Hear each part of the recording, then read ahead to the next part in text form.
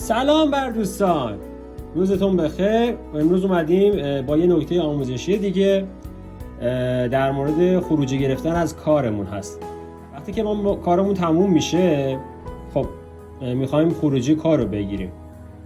معمولی ترین راه و کسایی که حالا به صورت عادی انجام میدن اینه که خب میان دوتا، حالا ما فرض میکنیم که این سیمی که دست چپم هست سیم خروجی تابلوه و این سیمی که آبی و بیرنگ هستش سیمی که قراره وصل بشه به آداپتور و ترانس.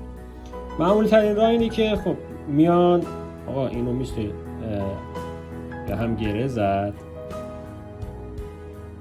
اینطور، خب بعد میان روشو با لحیم حالا میپوشونن، به این صورت در کاری انجام. کار تمیز در نمیاد.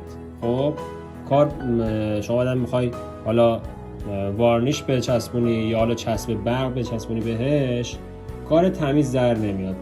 و سبا از اون وقتی که این برش میزنی، خب اینجا فاصله میفته و وقتی میخوای وارنیش بزنی یا حالا چسب بزنی یه حالت برجسته طور پیدا میکنه و کارت قشنگ در نمیاد.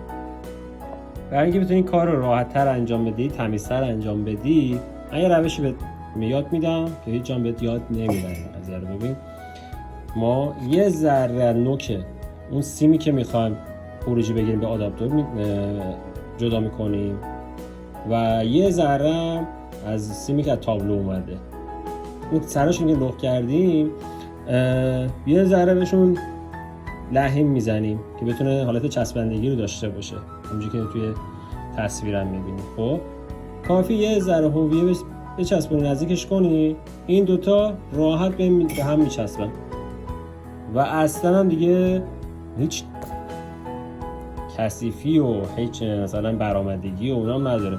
اینجا رو قشنگ میتونی چسب بزنی، زیرشو میگیری و خروجی کارت انجام میشه. روزتون بخیر.